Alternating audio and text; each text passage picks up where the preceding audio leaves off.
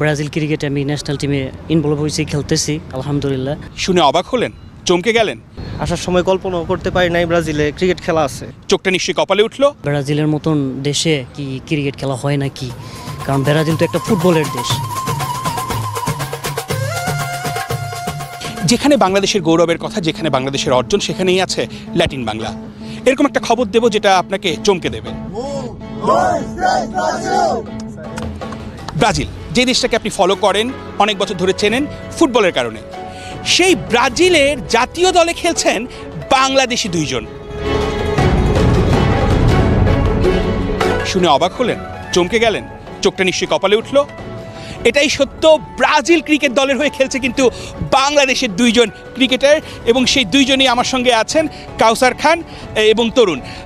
সর্বপ্রথমেই স্বাগত জানাচ্ছি ল্যাটিন বাংলায়।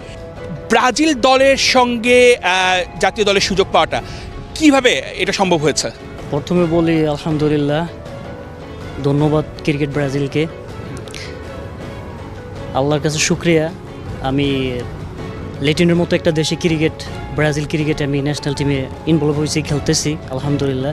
অনেকদিন যাবৎ খেলতেছি। খেলাটা মূলত আমার একটা পেশা ছিল। বন্ধুবান্ধবের কাছে শুনছিলাম যে এখানে আইসা যে ব্রাজিল ন্যাশনাল ক্রিকেট টিম আছে, তো ওখান থেকে আমার একটা টার্গেট ছিল যে আমি ব্রাজিল ন্যাশনাল টিমে একদিন খেলবই।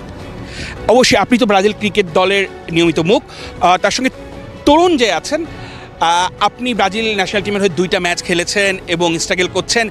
এটা আসলে কতটা ভালো লাগা কাজ করে যে বাংলাদেশের হয়ে ব্রাজিলের মতো দলকে রিপ্রেজেন্ট করা? আমি ফার্স্টে যখন আসছিলাম ব্রাজিলে, আসার সময় কল্পনাও করতে পারি নাই ব্রাজিলে ক্রিকেট খেলা আছে। বাংলাদেশ থাকতে একটা স্বপ্ন ছিল সব সময় ক্রিকেট খেলবো। অনেক চেষ্টা করছি, পড়াশোনার মাঝখান দিয়ে অনেক খেলার চেষ্টা করছি, কিন্তু ব্রাজিল আওয়ার পরে স্বপ্ন পূরণ হয়েছে। আপনার ব্যক্তিগত পারফরমেন্সটা জানতে চাইবো, আসলে ব্রাজিলের হয়ে এখন পর্যন্ত আপনার পারফরমেন্স এবং সব কিছু। আমি এখানে ম্যান অফ দ্য ম্যাচ হয়েছি অনেকবার, ভালো বোলিং করছি অনেকবার, অনেক ম্যাচ আমি জিতেছি বোলিং করে আলহামদুলিল্লাহ। South championship, south T20 qualify championship Argentina গত বছর, আলহামদুলিল্লাহ এই বছরও পার্টিসিপেট করব। আর এই বছরে আপনার ন্যাশনাল আপনার ব্রাজিলের একটা এক সিটিতে এবার আপনার সাউথ চ্যাম্পিয়নশিপ হবে ইনশাল্লাহ। ওইটা তো আপনার ভালো করার আশাবাদ করছি, ভালো করবো ইনশাল্লাহ।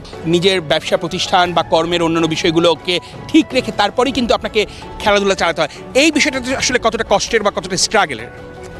আচ্ছা, ক্রিকেট তো আমাদের রক্তে মিশা গেছে, যার জন্য যতই কাজ থাকুক কাজও করি, পাশাপাশি খেলার চেষ্টা করি। এটা আসলে একটা আবেগ, সবসময় ক্রিকেট একটা আবেগ কাজ করে। আর ব্রাজিলে যখন আইসা খেলতে পারছি তখন আমার কাছে এটা আর ব্রাজিল মনে হয় না, আমার নিজের দেশ মনে হয়েছে, বাংলাদেশ মনে হয়েছে। অপরচুনিটি তো সবসময় আসে না, যখন আসছে তখন কাজে লাগাইছি, কিন্তু পারি না।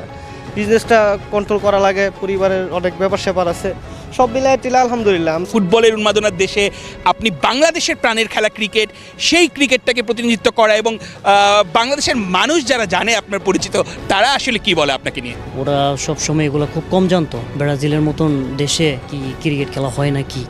কারণ ব্রাজিল তো একটা ফুটবলের দেশ, রাজার দেশ, ফুটবল রাজার দেশ।